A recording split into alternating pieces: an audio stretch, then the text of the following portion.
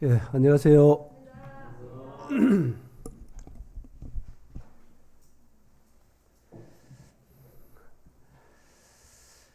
우리가 참 걸어가는 길, 한 번도 가보지 못한 길, 우리가 걸어가고 있습니다.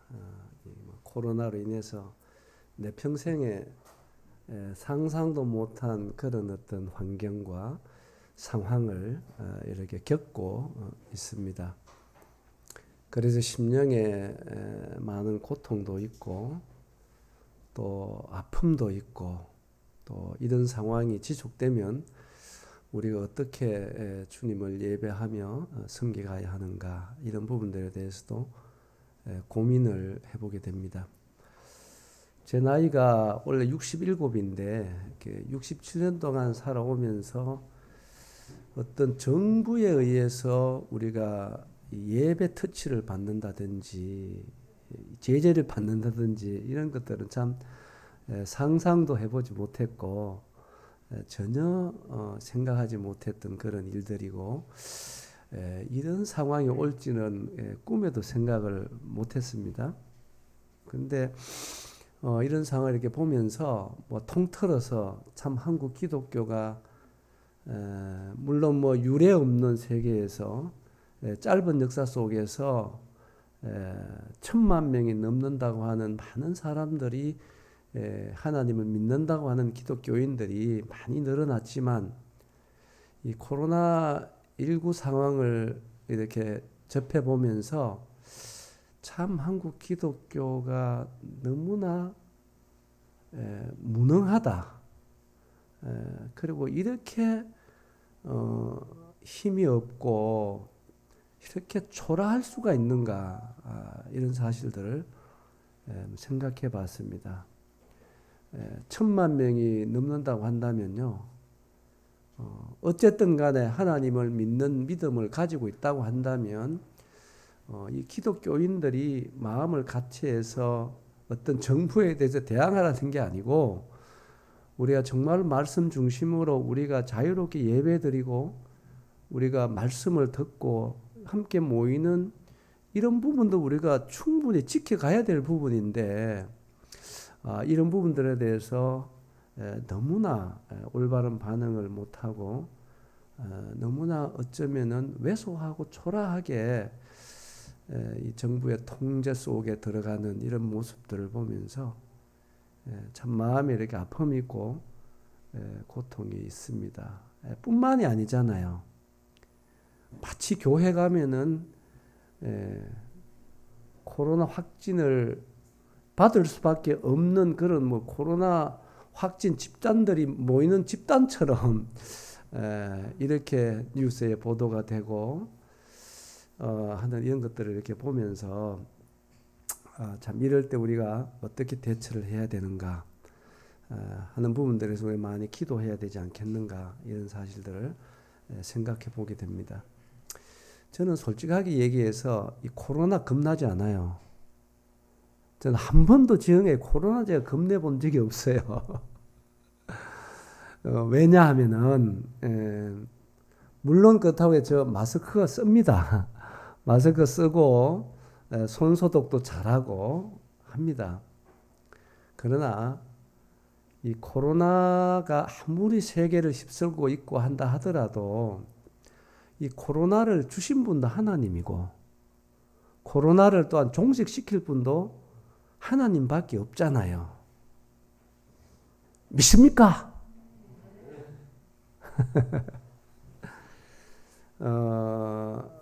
그 사실을 이렇게 믿게 되고, 또 우리가 구원받은 하나님의 자녀잖아요. 맞아요? 하나님 자녀 맞습니까? 그러니까 하나님께서 이 자녀들을 어떻게 지키시고 어떻게 보호하시는가, 우리 성경을 보게 될 때, 누가복음 12장의 말씀을 늘 좋아합니다마는 우리의 머리카락까지도 다 세시는 분이 하나님이시다. 우리 아버지시다. 믿으세요? 그러면요, 여러분, 하나님의 허락 없이 우리 자녀들에게 코로나가 올 수 있겠는가? 어떻게 생각하십니까? 네? 어떻게 생각하세요? 네? 하나님 허락 없이 자녀들에게 코로나가 올 수 있겠어요? 없겠어요? 예?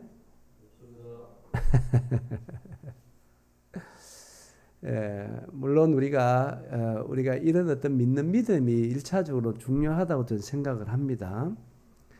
그러나 우리가 최선을 다해야 되는 것이죠. 우리도 조심해야 되고 손소독도 잘하고 마스크도 쓰고 또 거리두기도 해야 됩니다. 그런 것도 하면서도 한편으로는 이러한 우리의 아버지가 되시는 하나님이 어떤 분이라고 하는 사실들을 우리가 믿고 살아가는 것이 굉장히 중요하다고 생각이 됩니다. 그래 생각하십니까? 그런 부분들이 우리를 담대하게 하고 우리를 자유하게 하고 우리에게 참 기쁨을 준다고 생각을 합니다. 그런 것 외에 참 요즘 기뻐할 일이 별로 없는 것 같아요. 제가 볼 때. 그래서 이 코로나보다 우리 아버지는 훨씬 크신 분이잖아요. 믿으시죠? 네, 이 코로나보다 우리 아버지가 훨씬 크신 분입니다.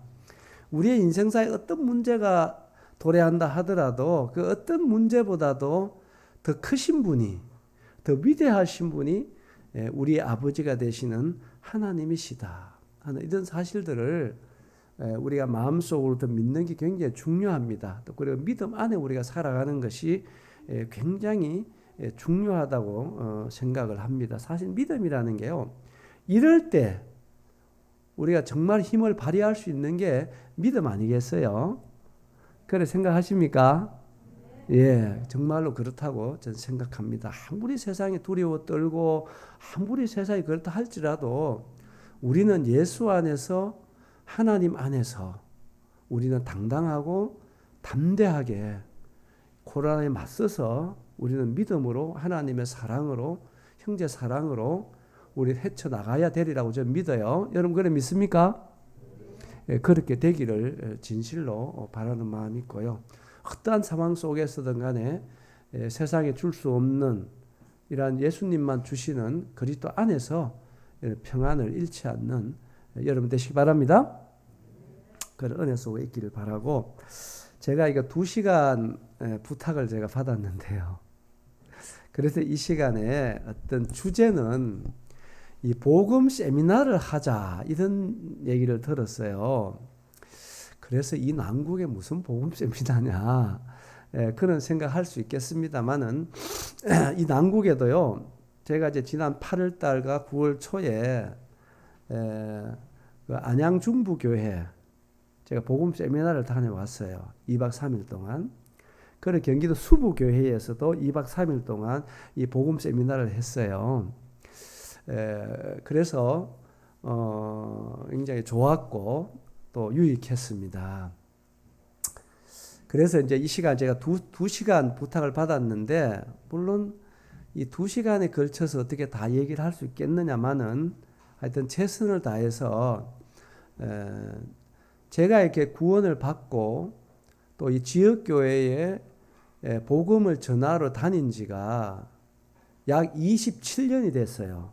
제가 이렇게 돌아보니까 제가 이 지역교회의 집회 처음으로 간 교회가 이 광주 북부교회였습니다. 그게 제가 기억으로는 그것이 93년도라고 생각이 됩니다. 이제 그때부터 지역교회 복음 전하러 다니기를 시작을 한 거죠. 그래서 이제 지금은 약 27년째 제가 복음을 전하러 다닙니다. 하여튼 주님의 은혜로 많이도 다녔어요. 전국에 우리 모임이 약 230여 개 되는데, 제가 그냥 어떤 생각해 봐도 200개 이상 모임은 제가 방문한 것 같습니다. 그리고 많이 간 모임은 9번 간 모임도 있어요. 주의 은혜로 27년 동안 참 많이도 다녔는데, 그래 저를 보고 이제 전도자다, 복음의 은사가 있다, 이런 얘기를 많이 해요. 그래서 전 개인적으로 아직까지 내가 정말 전도자고 내가 복음 은사가 있는 사람인가, 이런 부분들에 대해서 제가 확신을 못 하고 있습니다. 단지 복음을 전해달라고 자꾸 부르니까 제가 갈 뿐이지 내가 정말 그런 은사가 있나?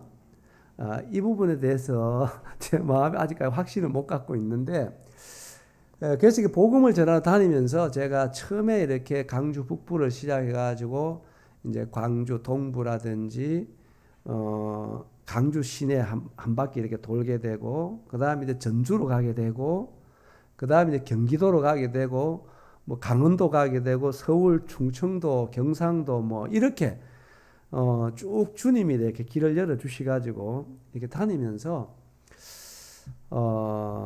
제가 이 복음을 전하면서 정말 주님 앞에 기도한 두 가지 제목이 생겼어요.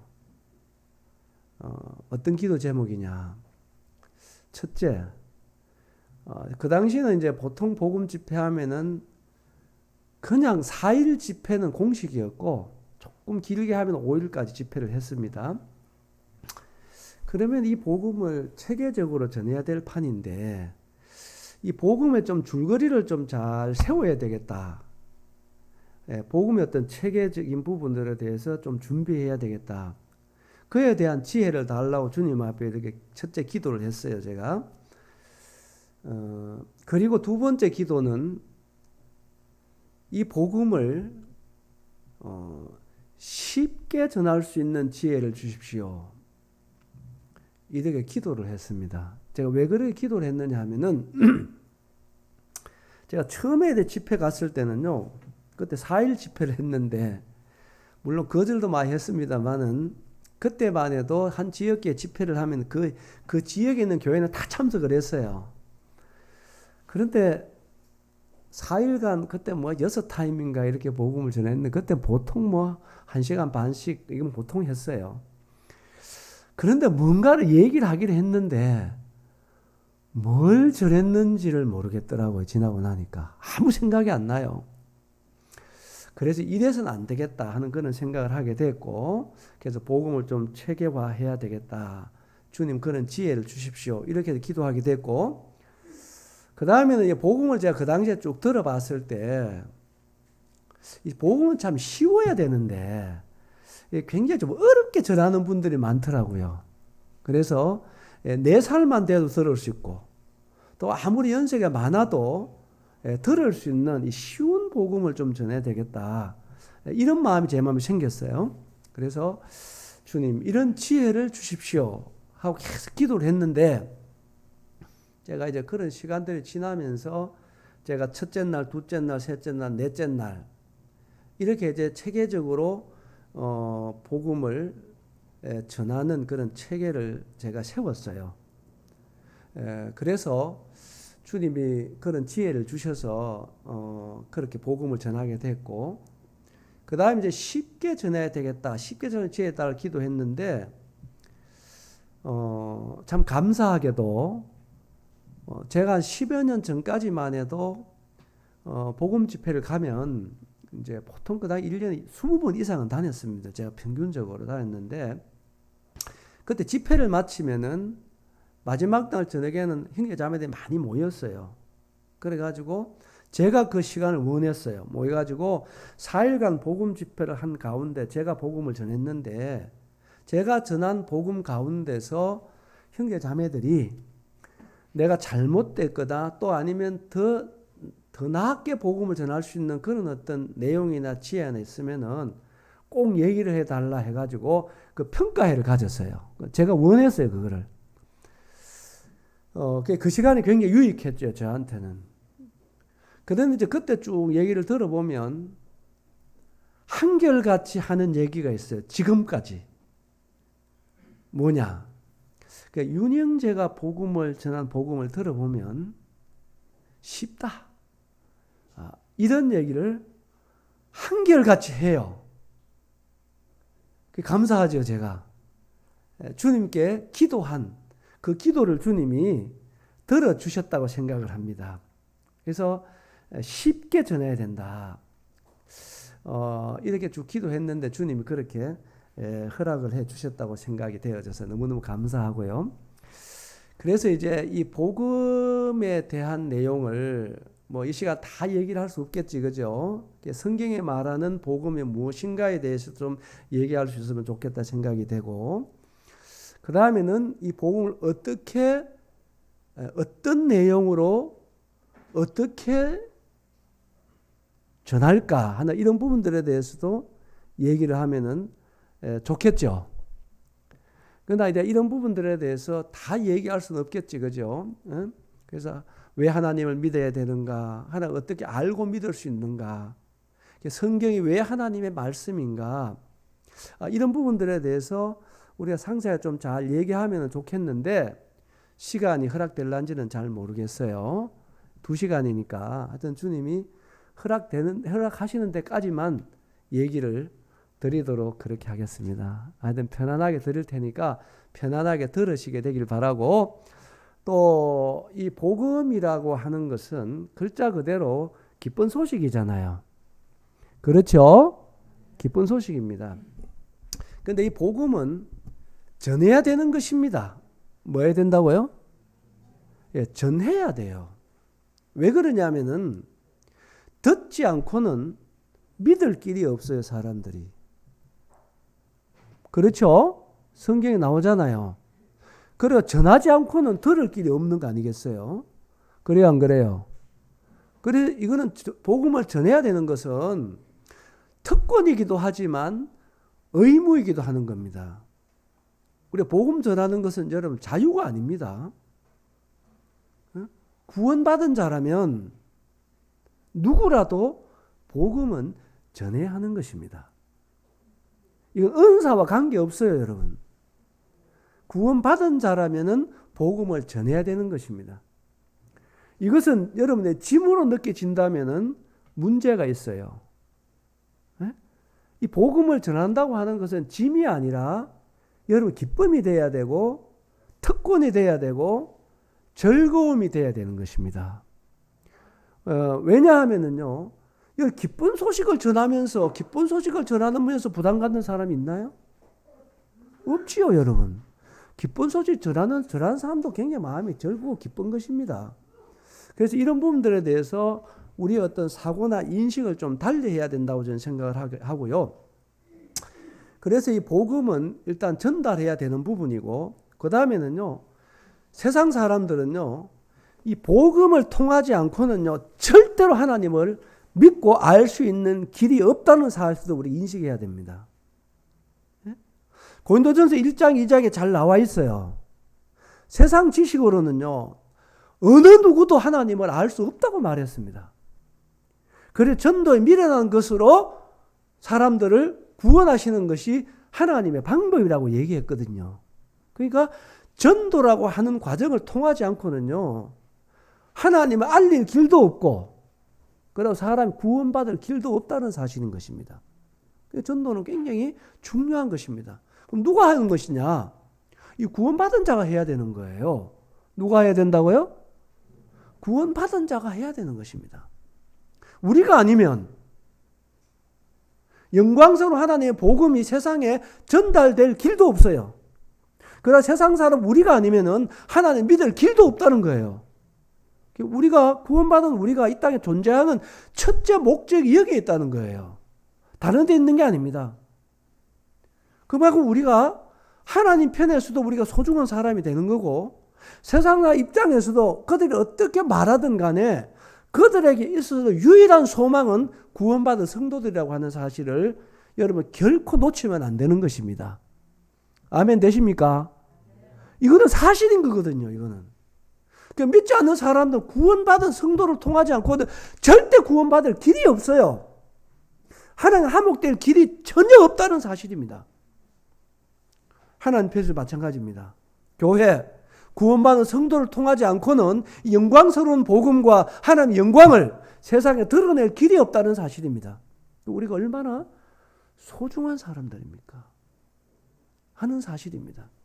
그래서 오늘 이 첫 시간에는 좀 이런 부분들에 조금 얘기를 드리면 좋겠어요. 자, 구원받은 분 손 들어보세요, 한번.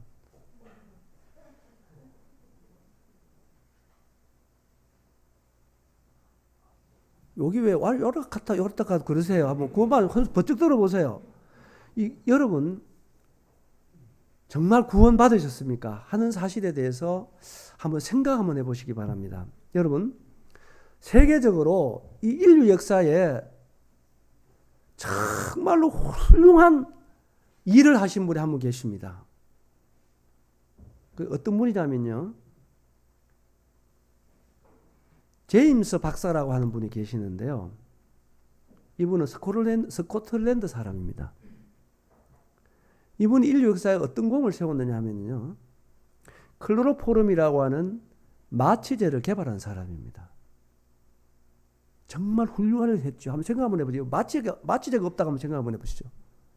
마취제 없이 사람과 묶어놓고 배를 가르고 수술을 한다고 한번 생각 한번 해보십시오. 끔찍한 일이잖아요. 그런데 훌륭한 분인데, 물론 그 얘기를 다 할 수는 없어요, 제가.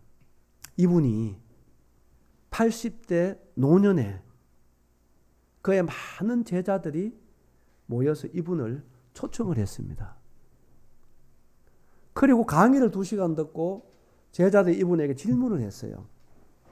박사님은 80평생에 살아오면서 가장 위대한 발견, 위대한 업적, 위대한 일이 있다면 무슨 일이라고 생각하십니까?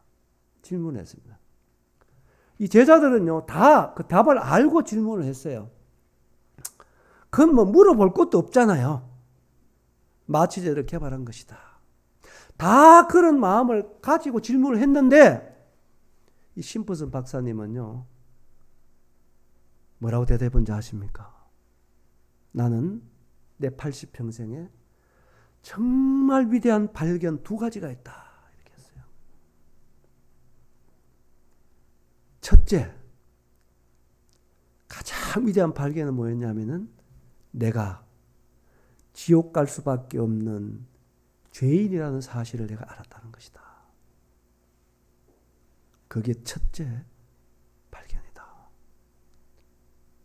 수백 명의 제자들이 숙연해졌어요. 조용해졌어요. 이분이 설명을 했습니다. 왜 이것이 첫째 발견이냐 하면은, 왜 많은 사람들이 지옥에 가는가? 그 이유는 뭐냐면은 본인이 정말로 지옥 갈 죄인이라는 사실을 모르기 때문에 지옥 가는 것이다. 그래서 그 발견은 가장 큰 은혜이고 가장 위대한 발견이다. 얘기했습니다. 그럼 2번째 발견은 뭐냐? 이러한 나를 구원해 주러 오신 예수 그리스도를 만난 것이다. 이 2가지가 내 인생의 최고의 발견이다. 첫째도 둘째도 예수 그리스도. 이건 이제 인터넷 치도 나옵니다. 제 얘기 아닙니다. 여러분 지금을 살아오면서 여러분 최고의 발견, 최고의 잘한 것, 최고의 자랑은 무엇입니까? 여러분 자답을 해보시기 바랍니다. 여러분 정말로 여러분 생애 속에서 잊을 수 없는, 꿈에도 어떤 상황 속에서든 간에 한 가지 얘기하라면 주저없이 얘기할 수 있는 가장 위대한 발견, 자랑스러운 것이 있다면 무엇이라 얘기하겠습니까?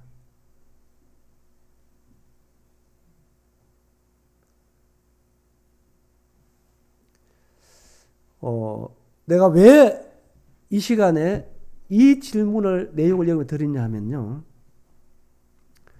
이 복음을 전하는 데 있어서는요, 제가 전해보니까 그래요. 이 복음을 전해야 되는데 이 복음을 전하는 것은요, 아주 강력한 영적인 전쟁이고 싸움입니다. 그런데 여러분의 마음이 위축이 되면요, 이 복음을 절대로 힘있게 전할 수가 없어요. 전달되지가 않습니다. 그래서 내가 왜 얘기 드냐면요, 이 복음을 전하기 위해서뿐만 아니라 정말 구원받은 자들은 예수 그리스도의 십자가의 복음으로 인해서 나에게 미친, 내가 변화된 이 복음의 영광스러움이 어떤 것인가를 아셔야 돼요. 이것 없이는 절대로 힘있게 복음 전할 수 없습니다. 어떤 상황 속에든 간에 예수님으로 말미암아 내가 누구인가를 알아야 합니다. 이게 첫째입니다. 첫째. 그래서 내가 묻는 거예요. 여러분들에게. 정리할 여러분 생애 속에서 가장 놀라운 발견이 무엇입니까?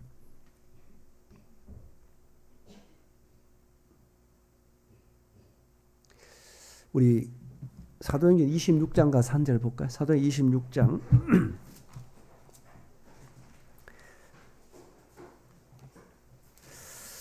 저는 이 내용도 늘 제 마음에 그 숙제같이 품고 있는 그런 내용입니다.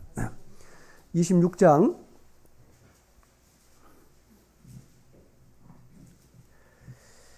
28절 보시면요. 28절 29절을 보시면 아그리빠 왕이여 선지자를 믿으시나이까? 믿으시는 줄 아나이다. 27절 제가 읽었습니다. 아그리빠가 바울에게 이르되 내가 적은 말로 나를 구원하여 그리스도인이 되게 하려 하는도다. 29절 같이 읽습니다. 29 찾으셨죠? 같이 읽습니다. 시작. 바울이 이르되 말이 적으나 많으나 당신뿐만 아니라 오늘 내 말을 듣는 모든 사람도 다 이렇게 결박된 것 외에는 나와 같이 되기를 하나님께 원하나이다. 여러분 정말로 믿지 않는 가족이든 세상 사람을 향하여든 구원받은 여러분들이라면 여러분이 예수 안에서 하나님의 자녀라면 정말로 모든 사람이 여러분 같이 되기를 바라십니까?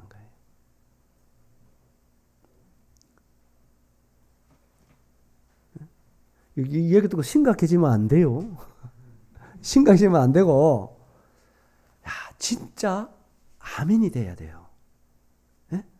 진짜 아멘이 돼야 됩니다. 구원받은 여러분이라면 진짜 모든 사람이, 자, 문재인 대통령도 부산시장도 진짜로 여러분 같이 되기를 바라셔야 됩니다.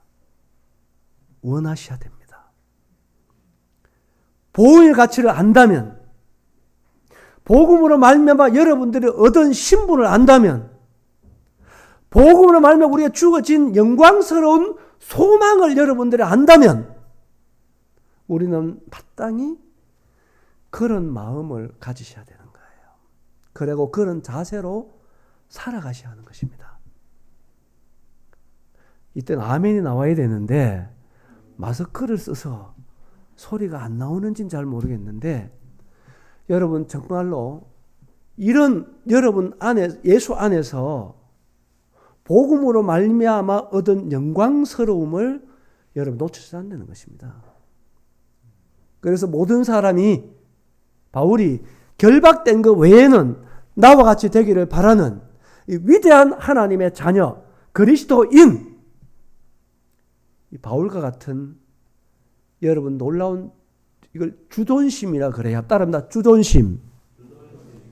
자존심이 아니고 이런 주존심은 최소한 구원받은 자들은 가지고 살아야 될 줄 믿습니다. 아멘입니까? 여러분 생각해 보세요. 이런 어떤 정말 확실한 예수 안에서 우리가 얻은 영광성을 갖고 있다면은 세상에 누가 부러워요? 그럼 뭐가 또 두려워요? 네? 저는 이 복음을 전하면서요. 내가 주님께 나에게 주신 놀라운 선물이 여러 가지가 있어요. 그 중 하나가 뭐냐면은 저 사람을 두려워하지 않는 은혜를 주셨어요. 자, 누구를 두려워하지 않는 은혜 주셨다?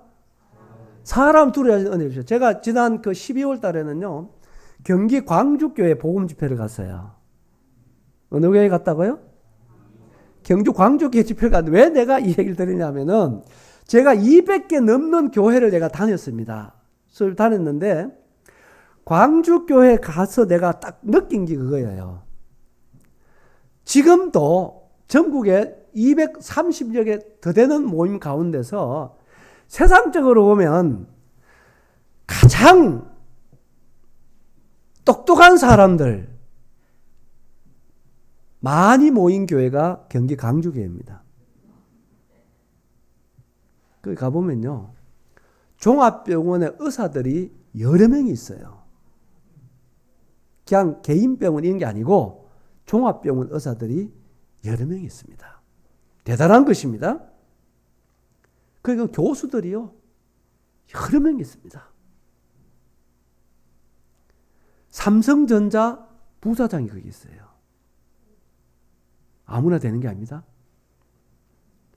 그리고 교사들, 박사들, 사장들, 왜 그렇게 많은지 제가 여러 개 다녀봤지만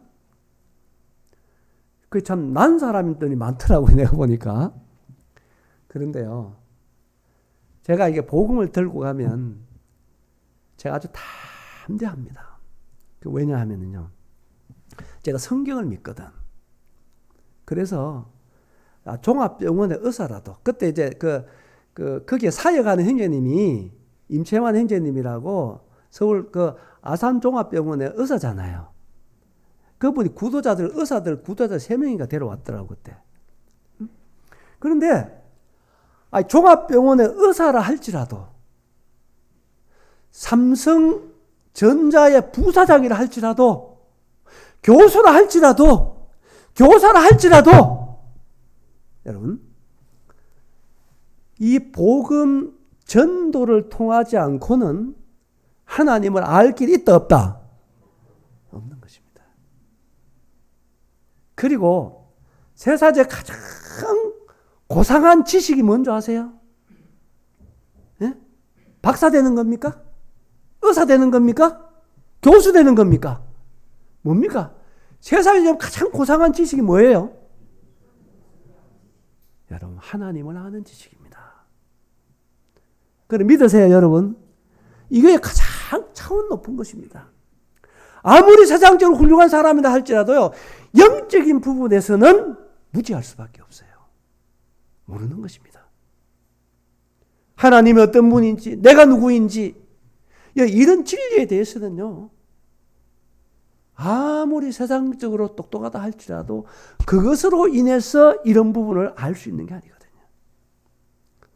그래서 저는 복음을 들고 가면요, 제 마음에 항상 그런 마음이 있어요.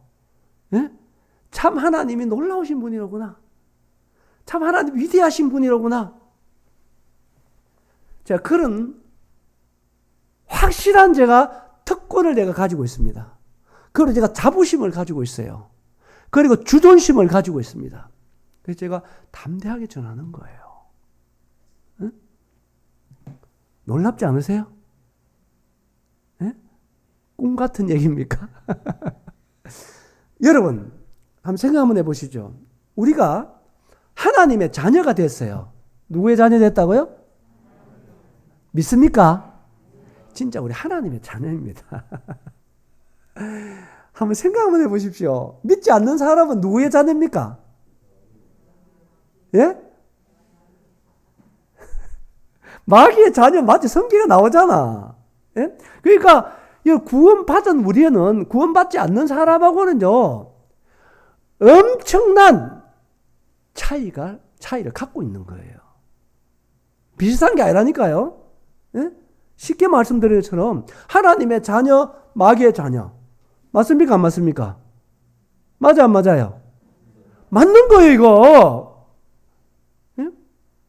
그리고 보세요. 믿지 않는 모든 자들은 살았으나 죽은 자들입니다. 그래요, 안 그래요? 맞아, 안 맞아요? 살았으나 죽은 자들이에요. 구원이 뭡니까? 죽은 나를 살려주신 거예요. 맞아요, 안 맞아요? 우리가 구원받은 우리는요, 죽어 있다가 살아난 사람들입니다. 이게 얼마나 놀라운 사람들입니까? 응? 소경으로 있다가 눈 뜬 사람들이에요. 예? 이 성경에 나오잖아요, 그 차이가. 예? 빛 가운데 있고 어둠 가운데 있어요. 흑암의 권세 아래 있고 사랑의 아들은 나라에 있고, 이게 받고 구원받지 않는 자의 차이라니까? 맞습니까? 안 맞습니까? 이건 맞는 것입니다. 이거 예수 그리스도가 복음으로 말미암아 우리를 바꿔놓은 거예요. 네? 얼마나 복음이 영광스러운 거냐 이것입니다. 이걸 무엇으로 바꾸겠습니까? 아무리 세상에 훌륭한 사람이다 할지라도, 아무리 뛰어난 사람이다 할지라도 복음을 알지 못하는 사람은 주님 뭐라고 얘기했습니까? 그 사람은 차라리 태어나지 아니했으면 좋을 뻔했다. 그 말 믿으세요, 여러분?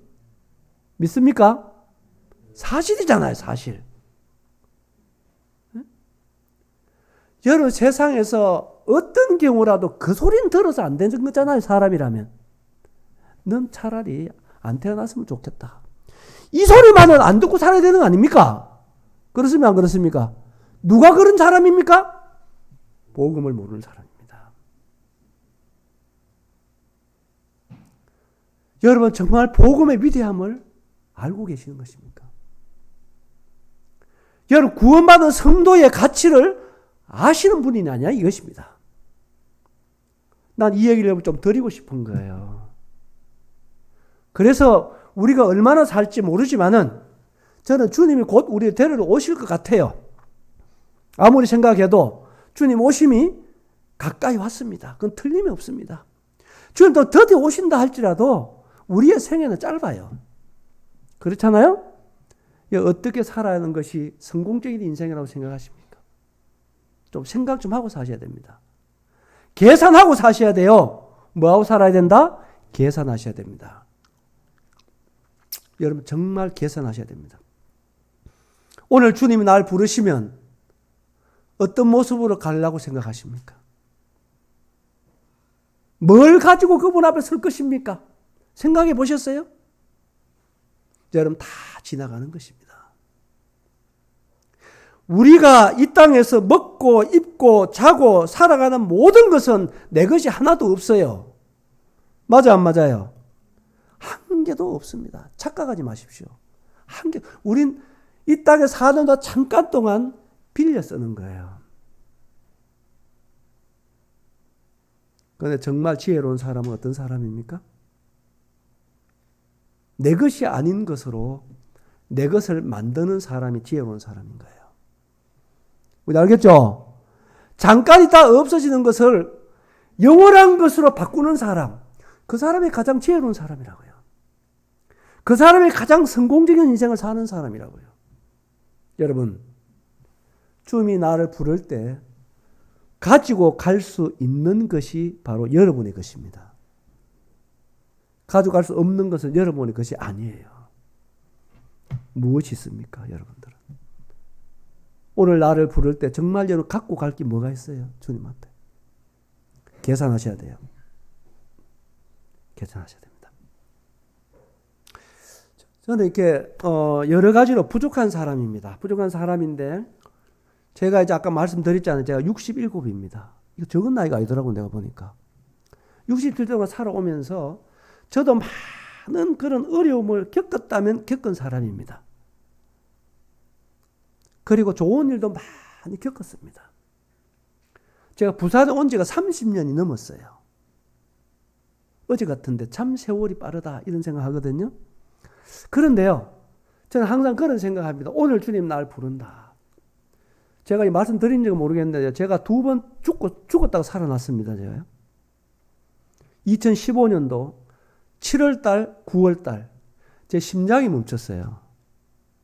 2번 죽었다 살았는데 그때 제가 제 생을 정리를 했습니다. 그때.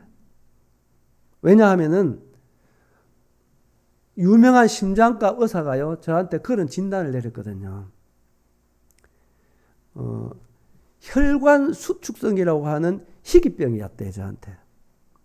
그래서 어떤 상황이 오면, 내 몸에 어떤 정세가 오면 심장의 대동맥이 갑자기 딱 압축이 된다는 겁니다.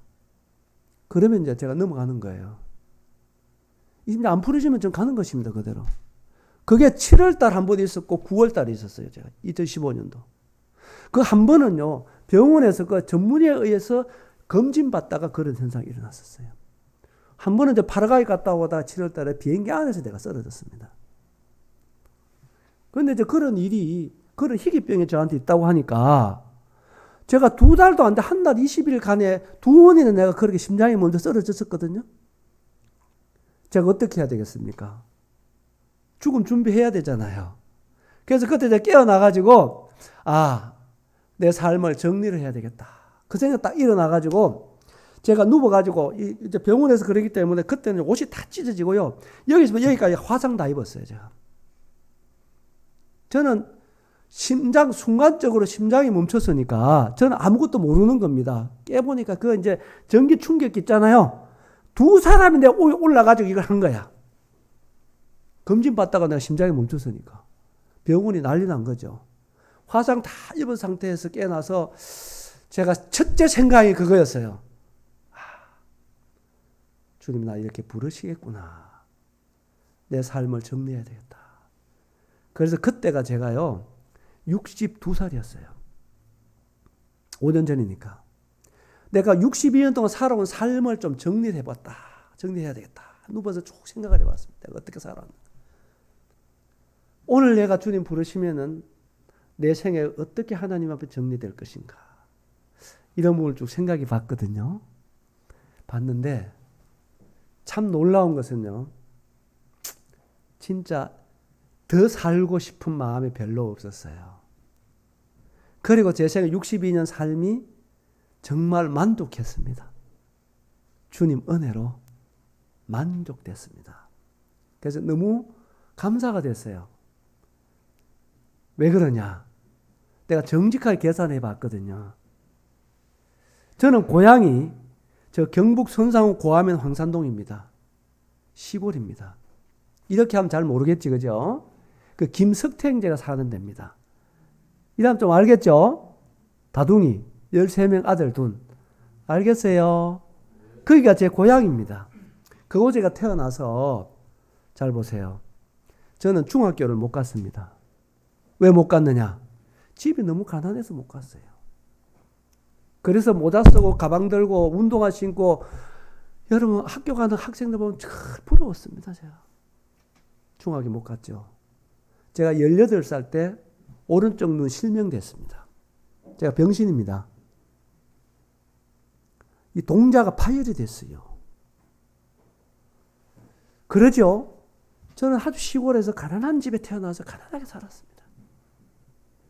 이러한 인생을 62년 동안 주님이 어떻게 나를 인도하셨는가, 어떤 생을 살게 하시는가, 이거를 쭉 계산해 봤어요. 저희 시골에 가면요, 그 황산동이라는 동네가 큽니다. 200호가 넘은 동네였어요. 그래서 저와 같은 또래 말띠가요 13명이었습니다. 근데 제가 거기 황산에 보건집에 3번 갔었거든요. 제가 2년 전에 갔을 때 우리 또래들이 거의 없어요. 다 세상을 떠났습니다. 위암으로, 간암으로, 시골에 살면서 술 먹고 담배 피우고 그래 살다가 거의 다 떠났습니다. 저는 이제 그런 부분을 쭉 생각을 해봤어요. 생각해 봤는데, 그리고 장가 못 간 사람도 여러 명 있어요. 시골 농사 짓고 돈 없다 보니까 배우지 못하고요. 누가 시집 옵니까? 안 합니다. 그런데 제가 누워서 생각해 봤어요. 정말 첫째로 주님이 나를 구원해 주신 것이 너무 감사가 됐어요. 왜냐? 저는 예수 믿고 구원받고 내 생활 180도 바뀐 사람입니다. 그래서 전 자랑을 해요. 전 예수 믿고 출세한 사람이다. 전 예수 믿고 정말 성공한 사람이다. 저는 이것을 한 번도 제 마음에서 놓친 적이 없어요.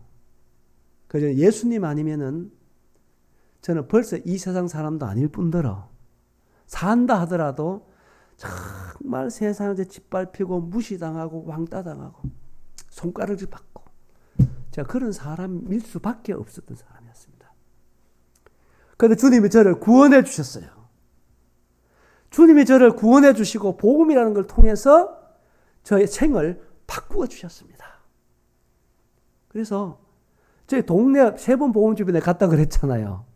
동네 사람들 모시놓고 복음 집회 하면은 이 사람들 복음 안 듣고 저를 보고 출세했다 그래. 예? 저 사람 누구냐? 저 사람 누구? 다 그래. 저희 동네 가면 저를요, 제 이름을 못 불러요.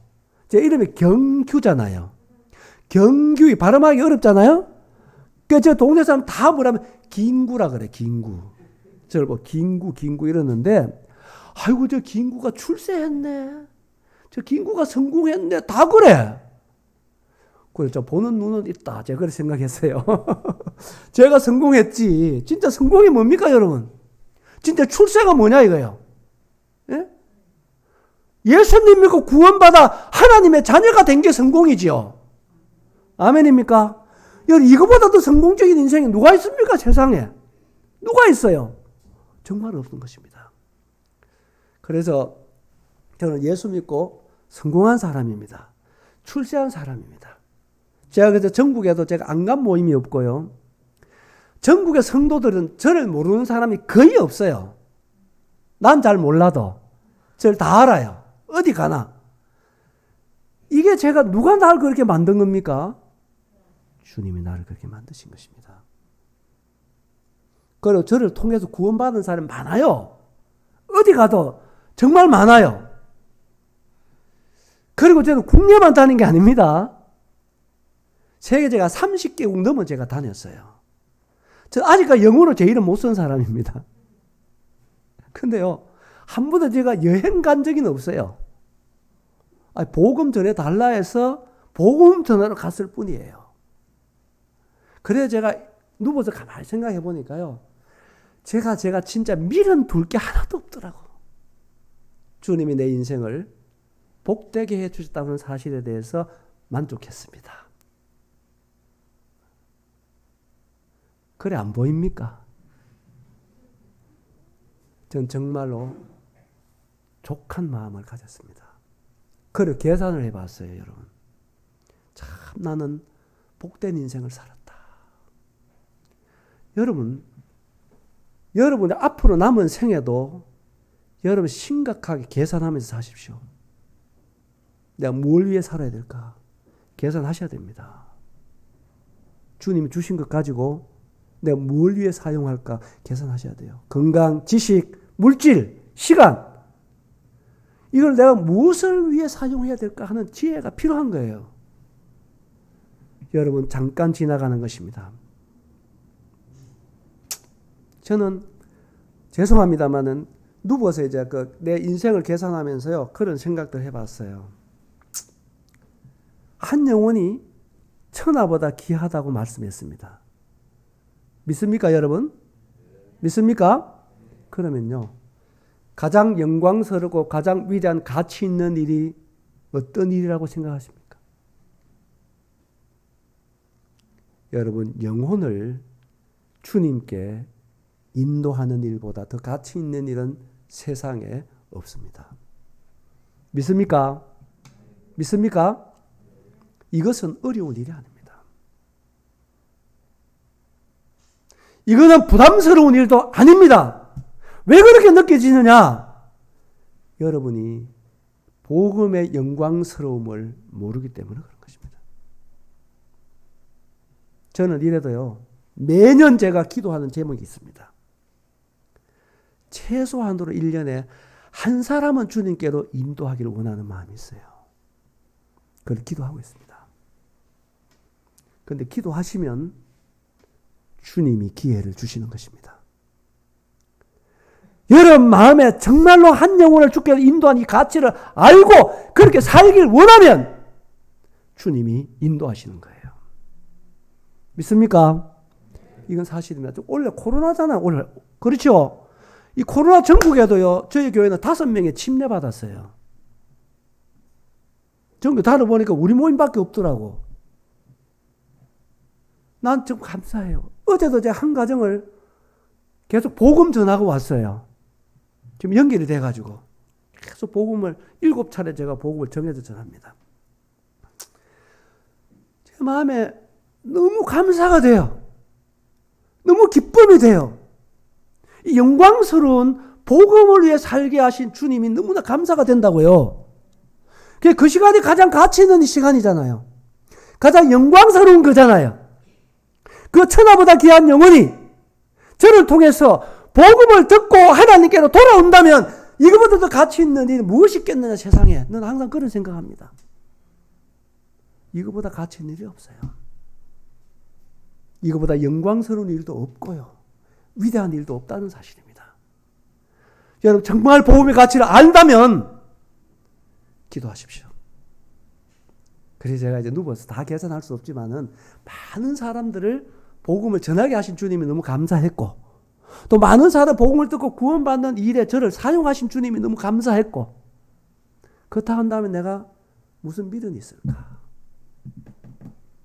제가 자녀가 2명 있어요.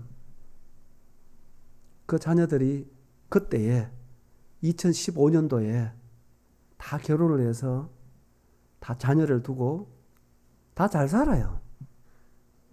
그래서 내가 뭐 자녀들에 대한 미련도 없고 또 교회도 뭐 규모와 관계없이 저 남부교회가 87년도에 시작이 돼서 지금까지 교회를 이루고 예배하고 복음을 전하고 여전히 함께 주님을 섬길 수 있는 이러한 교회 가운데 주님을 섬기게 하신 이것들 하나 생각을 해보니까 너무 감사한 거예요. 내가 뭘 내가 가지고 싶은 게 있는가 만족하더라고요. 제가 그래서 제가 우리 2 자녀들 다 불러내놨습니다. 불러내려서 내가 이 얘기를 다 해줬어요. 그리고 나는 내일 주님께 갈 수도 있다. 그러니까 내가 유언을 한 거예요. 애들한테. 내가 만약 어느 길에 쓰러져서 너희들 발견했다.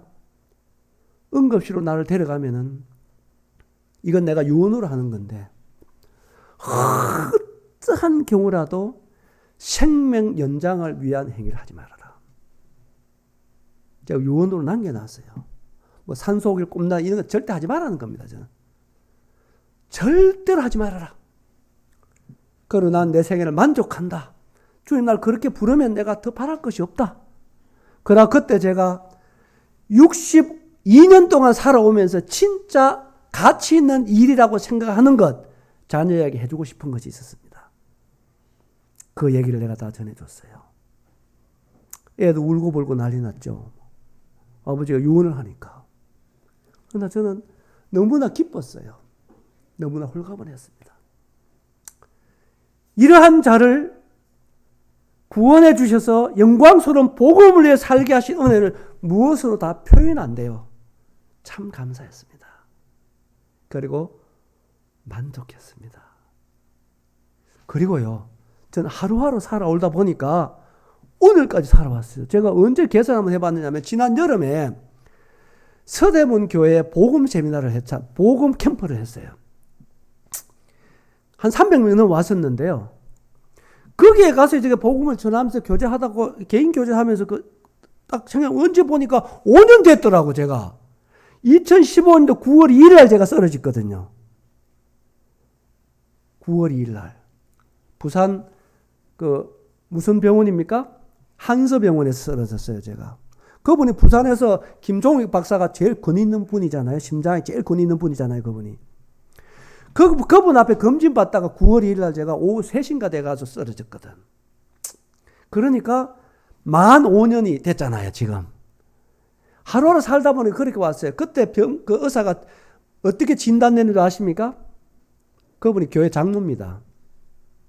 제가 목회를 한다고 하니까 각별한 관심을 가지고 처방 내리고 저한테 부탁을 했습니다. 목사님, 제가 최선을 다해서 목사님을 치료하겠습니다. 그러니까 5년간만 제 처방을 꼭 따라 주십시오. 그랬다고요. 근데 그 처방이 뭐냐? 약을 계속 복용을 해야 된다. 그 약은 하루에 2번 먹는 건데요. 부작용이 있어요. 두통을 유발해요. 근데 1년간 참고 먹으면 괜찮아진다. 그 약을 복용해야 됩니다. 그 다음에는 2달에 한 번 심장 검진을 받아야 된다. 그 다음에는요, 비행기를 절대 타서는 안 된다. 그 다음에는 새벽기도 절대 나가면 안 된다. 그리고 오전 10시 되기 이전에 바깥에 나가면 안 됩니다. 그리고 목욕탕 가면 안 됩니다. 그럼 무리하면 절대로 안 됩니다. 10분 이상 걸어도 안 됩니다. 이거였어요. 그런 진단을 내렸어요. 그래서 아이가 최선을 다해서 치료해 보겠습니다. 목사님. 하나님 은혜를 바라고 함께 가봅시다. 이렇게 했거든요. 그런데요, 제 마음에 딱 그 진단을 받고 무슨 생각이 든 줄 아십니까? 첫째 들은 생각이 아까 말씀드렸잖아요. 나는 족하다. 하나님 이렇게 날 불러주시면 내가 더 바랄 것이 없겠다. 그 생각이 들었고, 그 다음에는 그 진단대로 내가 살아도 사는 게 아니잖아. 생각만 해보십시오. 살아 사는 게 아니에요, 그게. 내가 그렇게 해가지고 더 살아본들 무슨 의미가 있겠는가. 이런 생각이 들었어요, 제가. 마음에. 그러면 지금까지 주님 날 인도하시고 내 생명을 연장시키고 내가 족하다고 생각한다면 내가 무슨 더 미련이 있는가. 내가 기쁘게 살다가 주님 부르면 가자. 이런 생각이 들었고, 또 하나 결정적 지금 제가 주님이 그 생각 주신 것 같아요. 아니, 그렇게 한다고 해서 내 심장이 치유된다는 보장이 없어요. 왜냐? 희귀병이니까. 그게 확실한 처방이 아닌 거예요. 그렇게 해보는 거예요, 그냥. 알겠지, 그죠? 그 생각이 내만 딱 들어온 거야. 그러니까 내가 그 의사 앞에는 내가 얘기를 안 했는데 우리 자식들 앞에서 내가 약봉지를 보던 앞에 내가 쓰레기통에 집어넣습니다. 내가 오늘부터 약 먹지 않는다. 내가 오늘부터 병원에 안 간다. 그리고 난 오늘부터 일부러 내가 무리하지 않겠지만 나는 일상적인 생활을 한다.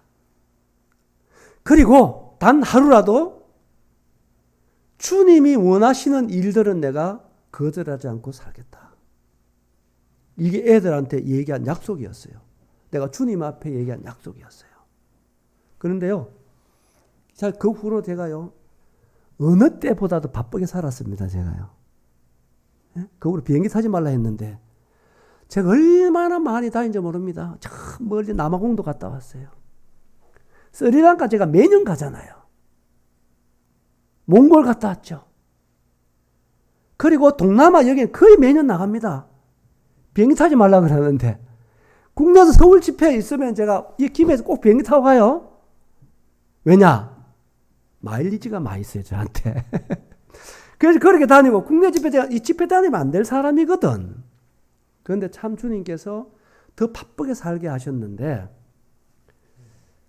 제가 한 가지 얘기할 수 있는, 저는 내일은 모르지만은 제 심장이 많이 좋아진 것 같아요. 병원에 안 가봤거든. 그 김종일 박사가 저한테 전화 몇 번 왔어요. 그래서 제가 그 얘기를 해드렸어요. 박사님, 장로님, 내 심장은 하나님께 맡겼습니다. 감사합니다. 이분이 그래도 목사님, 병원에 검진은 받아보셔야 됩니다. 여러 번 얘기했거든요. 제가 한 번도 병원에 가본 적이 없습니다. 한 번도 심장 약을 내가 먹어본 적이 없어요. 근데요, 제가 느끼잖아요. 아주 더 좋아진 느낌입니다. 이때 박수가 나와야 되는데.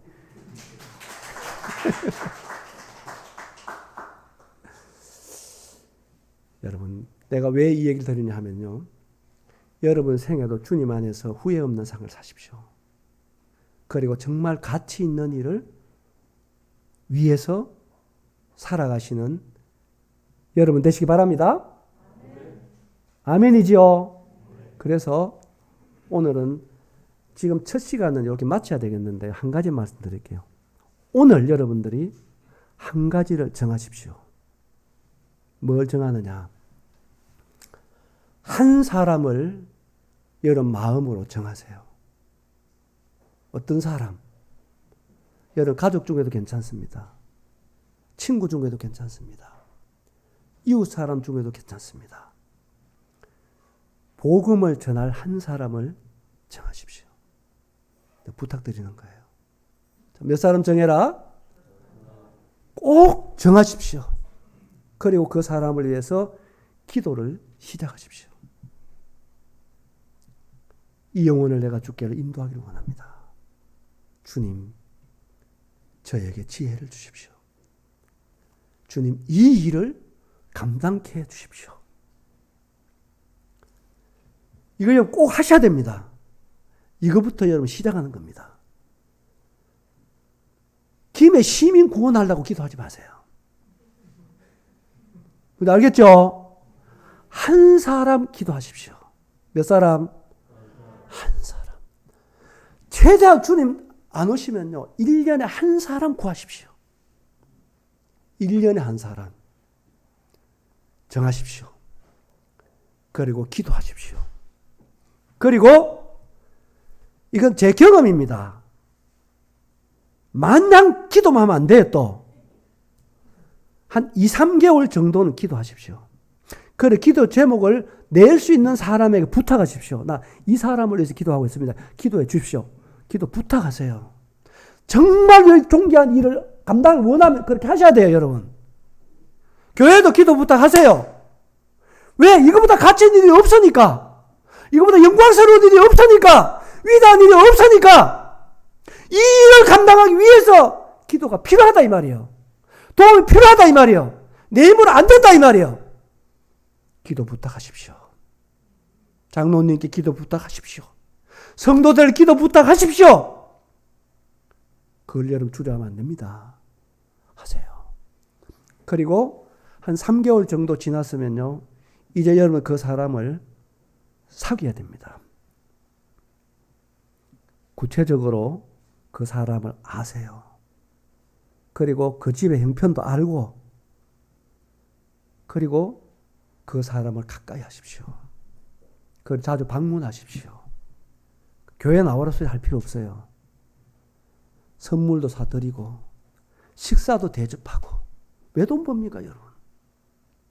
진짜 왜 돈 버십니까? 이 일을 하십시오. 그리고 그거 역시 한 3개월 정도만 계산하고 한번 해보십시오. 예? 한번 해보라고. 3개월 동안 식사 한 4번 정도 사줄 수 있을 거라고 생각해요. 그렇게 하시고, 혹 그 안에 생일이 끼어 있으면요, 생일 선물도 하나 해주시고, 이렇게 사귀세요. 그리고 교회에 복음 집회 있으면 정식으로 초청을 하십시오. 이렇게 한번 해보셨어요? 해보라고요. 틀림없이 여러분들이 새로운 경험을 하게 되리라고 생각합니다. 이러면요, 여러분 생애가 달라지는 것입니다. 여러분 보세요. 하나님이 언제 제일 기뻐하실까요? 여러분 하나님을 기쁘시게 하는 자 되어야 됩니다. 영광을 사는 것입니다. 무엇이 영광입니까? 무엇이 하나님을 기쁘게 하는 것입니까? 나는 확신하는 것은 죄인 한 사람의 주께로 돌아오는 것입니다. 이거보다 더 기쁜 일이 없어요, 하나님께도. 이거는 사실입니다. 영광스러운 일을 우리에게 맡기신 거예요.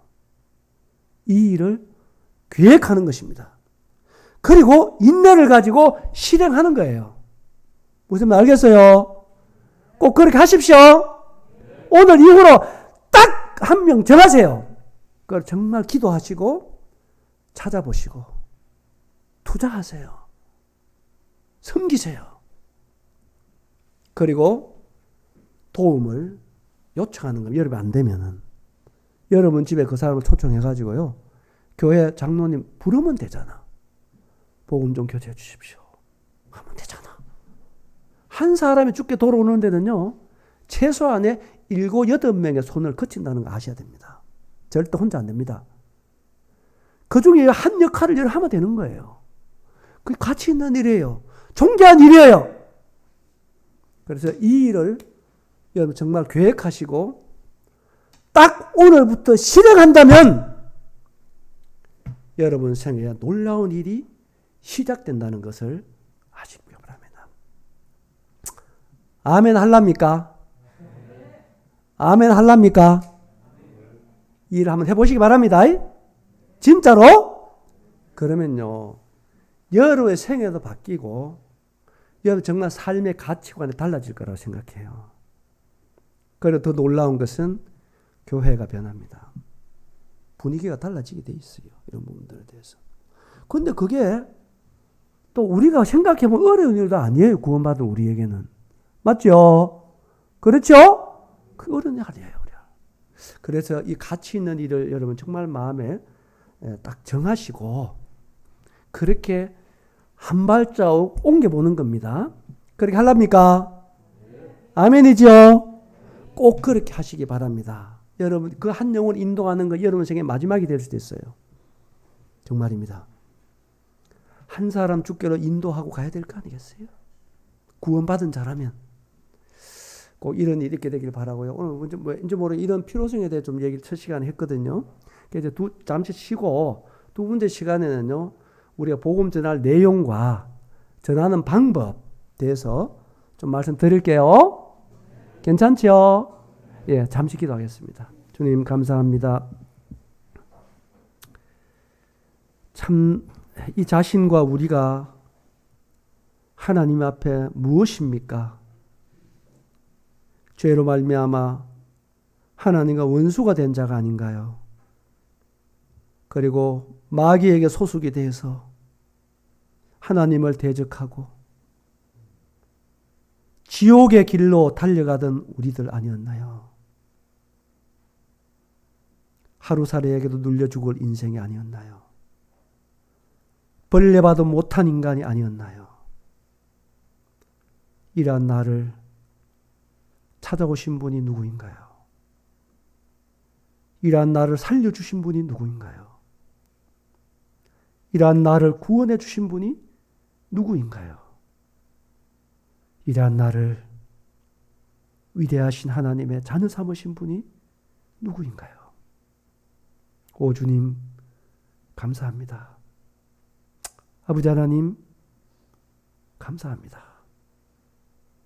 이러한 우리를 구원해 주실 뿐만 아니라 이러한 우리에게 기대하시는 아버지 하나님을 찬양합니다. 그리고 영광스러운 일을 우리에게 맡기신 우리 주님께 감사드립니다. 이제 남은 생에 우리가 영광스러운 일을 위해서 진짜 한 발자국 뛰기를 원합니다. 이제 머리 숙인 귀한 하나님의 자녀 형제자매들 마음에 꼭 한 영혼을 정할 수 있게 해주시고 그 영혼을 기도를 시작할 수 있는 시간 되기 바랍니다. 그 영혼을 섬기고 그 영혼을 복음으로 인도하는 이 영광스러운 일들을 계획하고 이를 위해서 우리의 자신을 드리고 우리의 자신들의 한 발자국 내딛고 걸어가는 복된 우리 김혜교 형제자매들 되기 바랍니다. 부족한 자식이 이러한 교제를 나누었는데 주님이 영광을 받으시고 또 주님의 이름과 영광을 위해서 이러한 부분들이 우리 형제자매의 마음속에 꼭 시작되도록 성령님으로 도우시기를 바랍니다. 감사드리며 예수님의 이름으로 기도하옵나이다. 아멘. 한 5분이나 10분에 쉬고 두 번째 시간 갖도록 하겠습니다.